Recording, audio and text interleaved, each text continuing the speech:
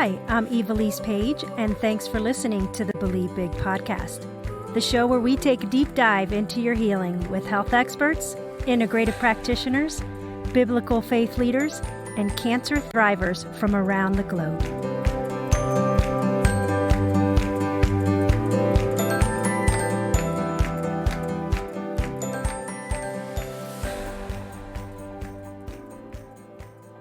Welcome to today's episode on the Believe Big podcast. My name is Evilise Page, and it's an honor to spend this time with you.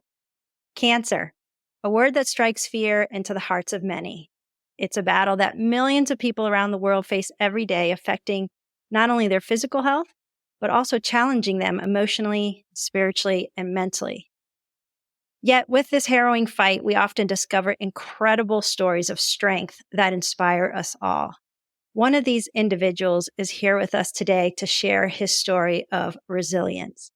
Our friend Daniel Wellington was diagnosed with stage 4 sarcoma in 2019, a rare form with less than 100 cases a year with no effective conventional treatment available. They told Daniel he would be incapacitated at the end of 4 years, and yet he is here today living and thriving. Daniel has been married to his beautiful wife, Joanne, for 13 years. And together they have 5 children. Welcome, Daniel, to the show. Thank you for having me. So we always love to start our episode by finding out what our guest's favorite health tip is. And I know you have a few. So can you share one with us? The most important one to me is, if it's going to sound a little abstract, but would be to embrace and have fun on a mindfulness journey. All the healing, I believe, in your mind and in your body starts there. Also, I would say more tangible is if you're on a self-healing journey, don't live a life of guilt because it can take over. And also, related to guilt, enjoy your guilty pleasures like your chocolate chip cookie. I heard a few episodes ago. I was like, I love that. I like that. Although I wouldn't stop like you do. I enjoy it.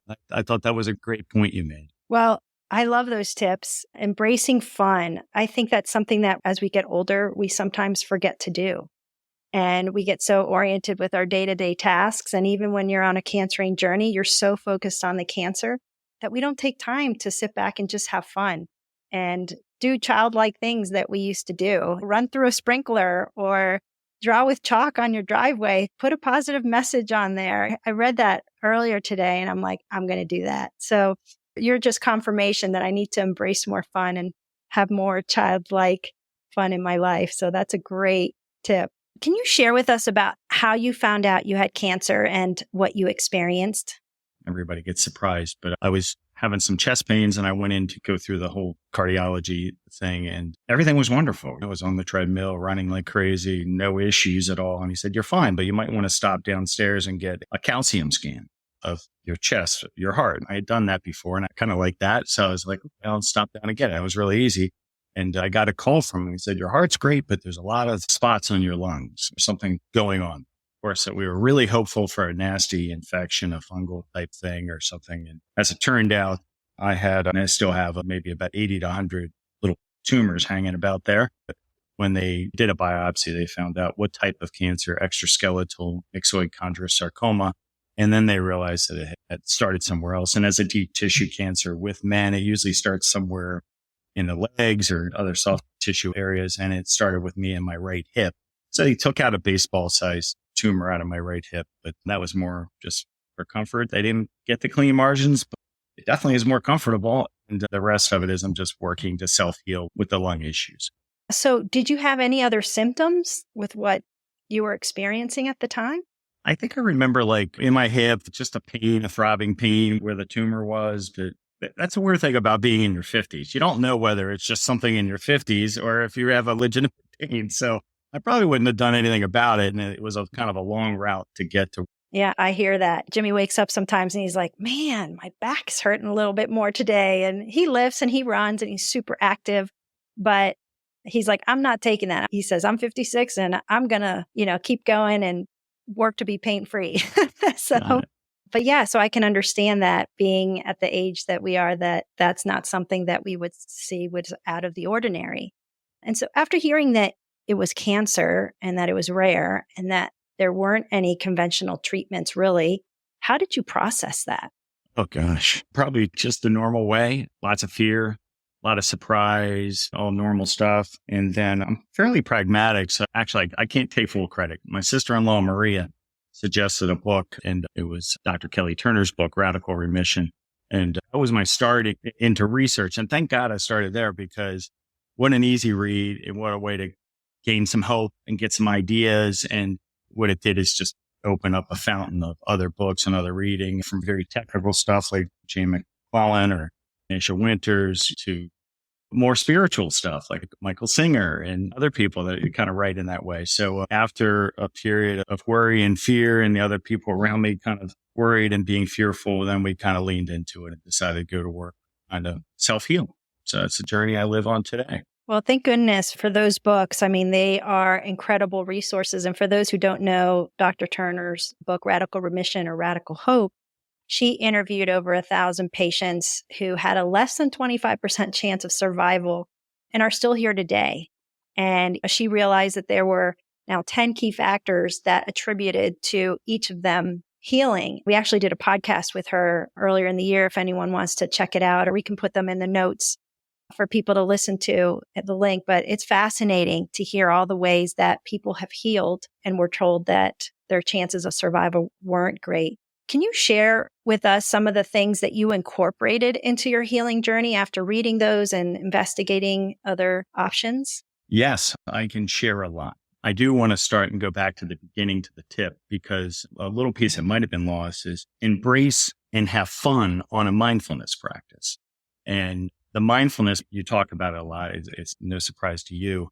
It is a surprise to me, because I'm a very average guy. I didn't grow up in a faith-based environment, hard work and rolling up my sleeves and just pounding the hell out of every nail that I could find was really how I lived my life. But the mindfulness piece was the part that I had seen, in college and in work activities and things like, wow, this is really interesting, but I never really made it a part of my life. And it wasn't until I read Dr. Turner's book, and it was like, of the 9, now it's 10. I was like, whoa, most of these things are not scientific things. First of all, they're really easy, so somebody like me can understand it. And two, the part about the mindfulness part and about being positive was something that I really enjoyed. And I still enjoy, and I'm still going deeper and deeper with it, because I do think that is the key to all the healing. And it started off with some meditations. Hey, this is really nice. And it got me calm. And then what I started to realize is that I could start to see the practical. And that was, I could finally figure out how to be here right now. And my daughter, Josie, taught me a little bit more about that. We might talk about that later. But when I think about the skill of being present, people think sometimes it's a little bit heady, or maybe it's not in the arena. Again, if you're hearing it from me, then you know it can be done by you. But the beautiful part about it is I realized that I spent a lot of time thinking about the past, and the past could have been like 5 minutes ago in some kind of traffic rage incident, me being mad. Could have been 20 years ago being mad at my mom. It could have been anything in those moments. And if you have only so many energy units a day and you're spending time thinking about the past, and now, as Michael Singer talks about it in The Untethered Soul, the pendulum swings the other way. And now you're into the future. And you're worrying about, okay, what's going to happen on that next scan? How's my blood work going to come back?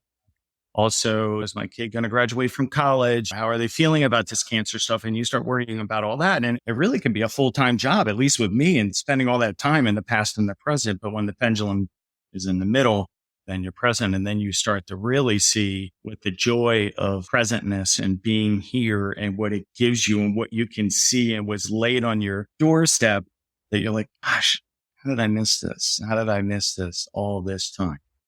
And so then the messages and the gifts present themselves. And I still have a long way to go. I shouldn't even act like, compared to some of the people that you've interviewed, I can't even act like I'm an expert at it, but I am really digging getting into this. This is so cool. I'm on the right path, and that I believe that this is the key to my physical healing. Yeah, I agree with you 100%. And I think that we don't even realize our world is so focused on the physical side of healing. And as her book shares, that only 3 out of the 10 are physical aspects of your healing. The rest are social support and emotional support and meditation and prayer and things like that.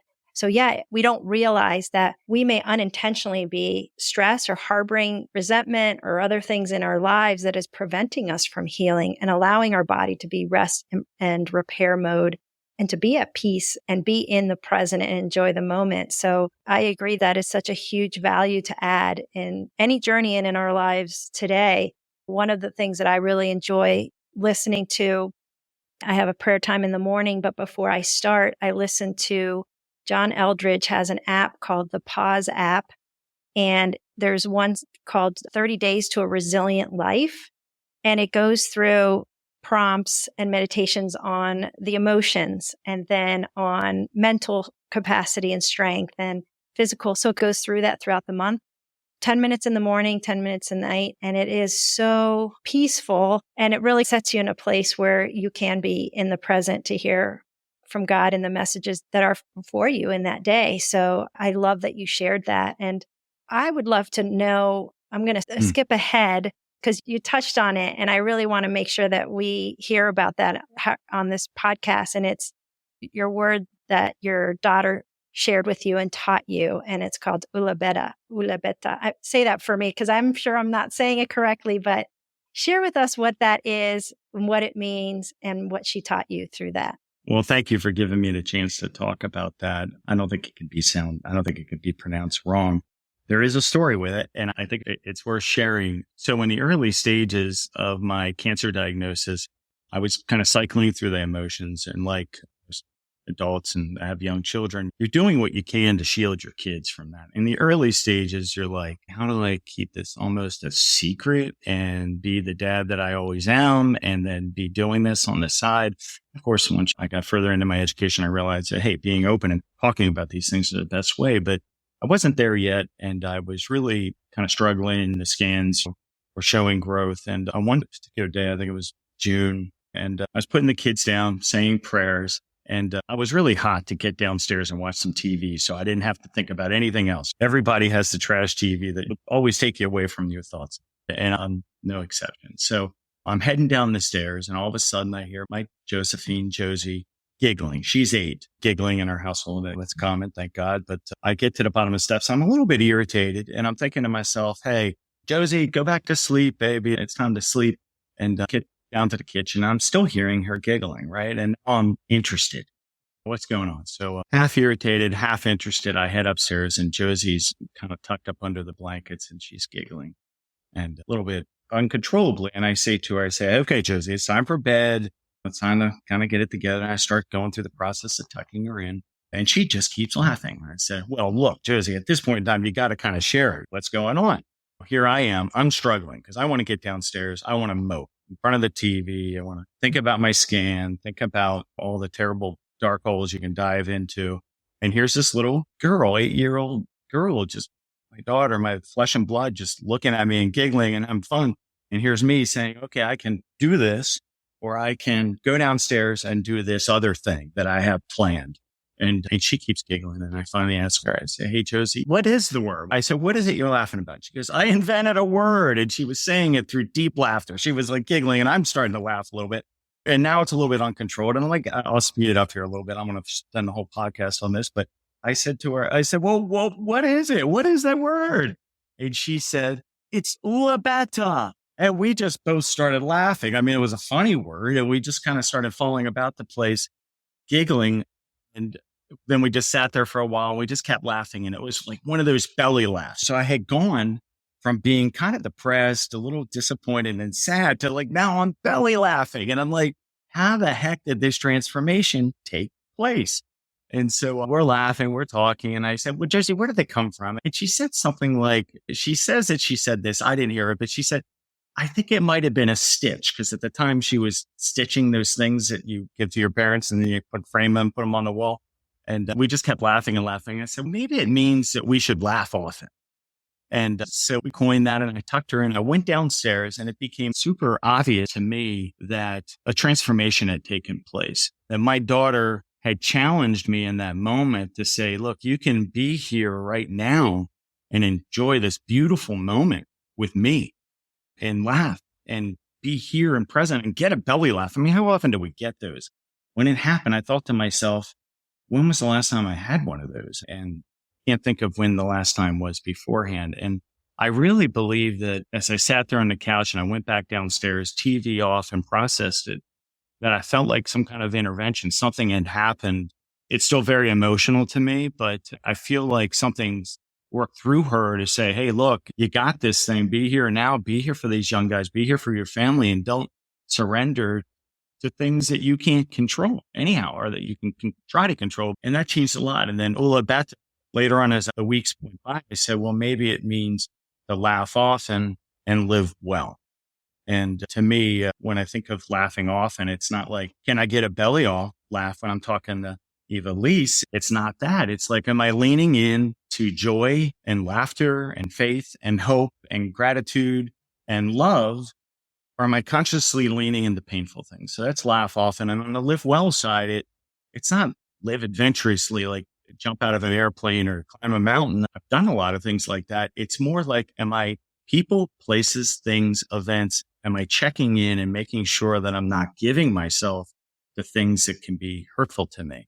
Of course, nutrition and exercise and all these other things I put in that bucket. So every day when I'm doing my mindfulness practice and I'm checking in, and every night I'm checking into ULLABETTA. Am I laughing often? Am I living well? And is that something that remains a priority in my life? So that's the ULLABETTA story. So beautiful, honestly. And we all need to laugh more in it. And what you said reminded me something of what my spiritual director just shared with me yesterday. And she said, connecting with everyday things and having that be enough. Sometimes in life, we're looking forward to that next vacation with our family, or the holidays, or whatever it may be. Oh, I can't wait till 5:00. I get out of work and can be home. And that really stood out to me, and say, okay, connecting with everyday things and having that be enough is what you were talking about, living well. And I just love that. You hit the nail on the head. That's being present, right? Every day means that you're here right now. And it's like the other day, Josie, I put her to bed and I circled back around her room and she said, I wrote 3 poems. I said, well, you're supposed to be in bed. Why'd you write 3 poems? She goes, I just felt like doing it. And she'll do that. It's not uncommon for her to turn on a light and get inspired and do something. I really believe that she's empathic. And I said, well, I can't wait to hear those poems tomorrow. And she goes, now you need to listen to them now. And so she sat there and I was like, now is the time, right? Every day, beautiful things that you can check in to and not give in to other things that don't serve you. I love that. You shared some great lessons that cancer has taught you at the Believe Big dinner this past spring. And I wanted to share, you mentioned 1 or 2 of them, but I would love to share a few others and have you expand on them. The first one that you said is to be positive and hopeful. And how does one practically do that? How do you practically do that? Oh, wow. I think I'm a great person to ask because I'm naturally positive and hopeful. So that's what I mean about the gifts of cancer, right? You get cancer, and if you give yourself to it, I don't look at it as I'm fighting cancer. I really don't subscribe to that. I believe that cancer is a gift to me and that it's teaching me how to thrive. So you're like, how do you become positive? Well, if you're like me, where you're a natural cynic and skeptical about things, then it starts with just training your mind to be mindful and to be present. And when you do that, and when I do that in the ULLABETTA thing, where I give myself to people, places, and things that are kind of sucking energy from me, and I'm consciously making choices to lean toward the many beautiful, positive things around me, it's just the choice, the conscious choice to do that. And yes, it's the reading. Yes, it's Josie teaching me that. Hey, Dad, you're here. It can be now. And so it's this immense learning curve that I'm on. It's when you were like, hey, Daniel, can you come speak for this event? And I'm like, okay, I could do that. I hope I can be of value. Can you speak on this podcast? Well, yeah. Can I be of value? Can I make an impact? Can I be of service? Then I'm like, okay, well, maybe I can. And that's an immense positive to me. And no matter what the road looks like, that's what it's about right now in my life. And I wasn't always like that. It can be very transformative. And of course, you read thousands of books about people that go through that.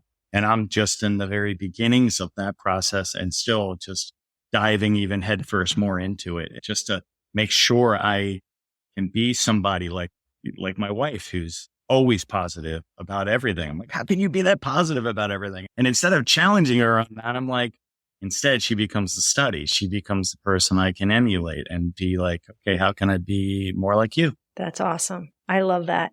And you also share, and we talk about this a lot too, but I'd love to get your perspective. You said that you are your best advocate.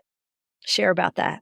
Well, okay. So, wow, that's a deep question and worth talking about. So, if you have some form of cancer that's conventionally treatable, there's still people like in my age and mentality, small town guy that might just give themselves to people wearing white coats and that are very educated and very smart. And obviously, in your case, I know a little bit about it. They don't have all the answers. You had to start creating your own answers and your own research. But if you're accustomed, like me, to walking in and expecting that this person across the room has all the answers, don't. Now, if you move to the, hey, we don't really have any answer for you, but we want you to stop in every few months so we can let you know that we still don't have any answers for you, we'd be happy to see you and spend time with you. But the truth of the matter is there's so much more, and you cover much of it in the material that you cover in the podcast. They don't give you all those answers. They don't volunteer all that information. And if you're not willing to ask all of those questions and get them so you have a very human relationship with your practitioners, whether they're in the alternative healing arena or in conventional care, then you're probably not as far as you need to go in your healing. And so being your own advocate in I don't know, in a respectful, kind of inquisitive, but driven type way is not only a way to just get answers, but it's also a way to tell your physicians that I am paying attention. I used to tell a joke when I used to visit the cancer boards. I went to Mayo and the Dana-Farber and all these other ones. And you'd have these guys there and there's the per capita education sitting at that table blows your mind away. And I'm like, okay, the best thing I could do is create a joke, get them all laughing and being human. And then I know they're going to treat me like a little bit of a human. Now that's very shallow thinking. I know that they look at me as a human and they want me to get well. But the truth of the matter is I try to make it very human so that they do pay attention as well. So that's a long way to answering your question. One thing I can say in my life advice is that I've never been one to sit back and allow somebody to determine my fate, even when they are the designated expert in the room. Yeah. You know yourself best, right? Yeah. We need to listen to the wisdom of our doctors. Yes. But you knew yourself best. And I think you mentioned in some of your notes, you had shared that you are the CEO of your body and the stakes are too high to be a passive observer. And that's so true. You also shared allow for and forgive yourself for imperfection on your journey. Oh my gosh, Evelise, this has been one of the toughest parts for me because when you're on a complete self-healing journey, and not that anybody wants to have a giant section of their intestines taken out or any of that type of stuff, but there is nothing else. And then there becomes not just one hole to dive into. You can go down the pathways with Jane McClellan, or you can go on the terrain with Nasha. And then there's plenty of other things. I go to Belgium and get special treatment. The fact is, as I go through my day-to-day regimen, I'm not going to be perfect. I'm not a perfect human being. I never have been perfect, but I do beat myself up with guilt all the time because I start to think to myself, oh my gosh, if my keto level isn't at 2.56 by the time 3 p.m. rolls around, then holy moly, cancer's overtake me. And it's that kind of thinking that can suck the life out of me. And that's just what my experience is. So I have some guilty pleasures. I like to take an Uber whenever I can because I hate driving. And I drink Fiji water only. And I bought an ice maker. I make Fiji ice cubes. So that's my guilty pleasure. But I'm trying to do everything I can to offset the idea that, maybe I didn't hit the sauna 5 times a week, or maybe when I came out of the sauna and I was sweating that I didn't rigorously scrub as much as I should have. I mean, no one has to tell you this stuff. I mean, I feel like I want to pitch it back to you and say, Evelise, what was your experience? We felt that. And I feel like my husband felt it more than I did because he felt so responsible.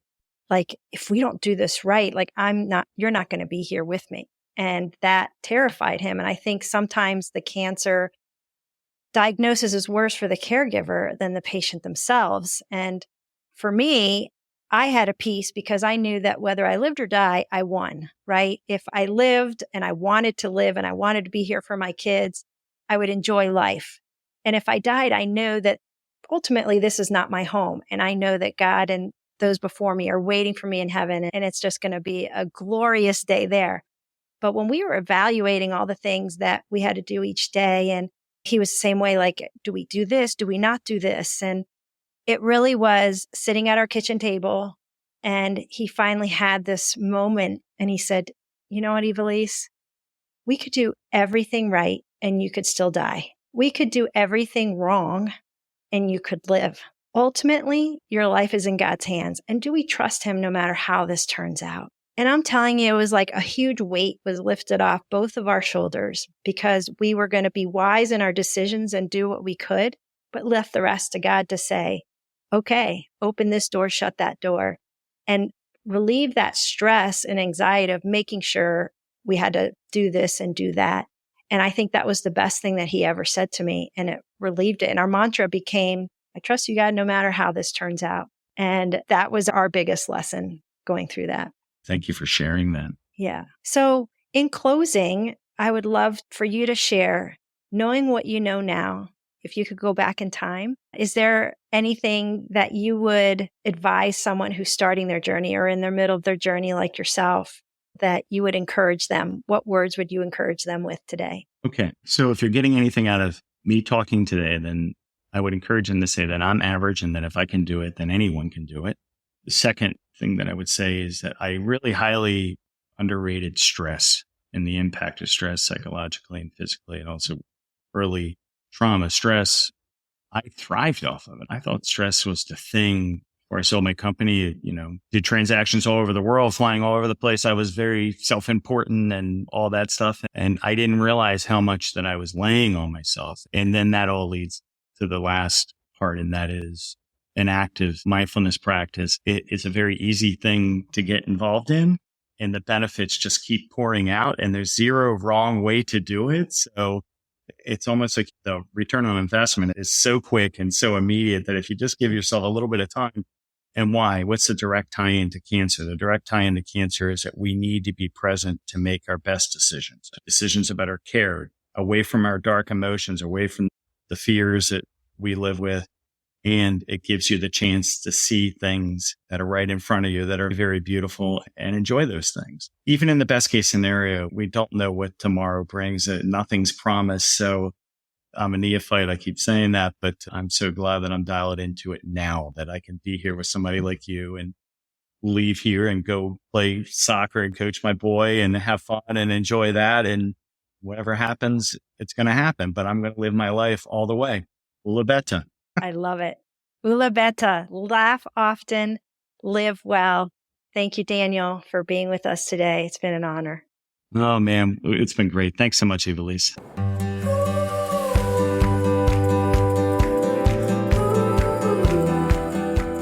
If you enjoyed this episode and you'd like to help support our podcast, please subscribe and share it with others. Be sure to visit believebig.org to access the show notes and discover our bonus content. Thanks again, and keep believing big.